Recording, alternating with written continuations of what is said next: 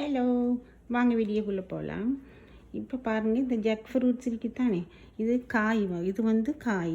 இதை நீங்கள் க்ளீன் பண்ணி க்ளீன் பண்ணக்குள்ள இப்படி உங்களுக்கு இந்த கையில் இப்படி இந்த கம் மாதிரி ஒட்டி, அந்த பிசின் மாதிரி ஒட்டி உங்களுக்கு நீங்கள் கஷ்டமாக்கி உங்களுக்கு கழுவுறதுக்கு. நீங்கள் அப்போ அந்த டைமில் என்ன செய்யுங்க, இதில் கொஞ்சம் விடுங்க, இப்படி ஆயிலை கொஞ்சம் விட்டு அந்த கையை இப்படி நல்லா செய்யுங்க.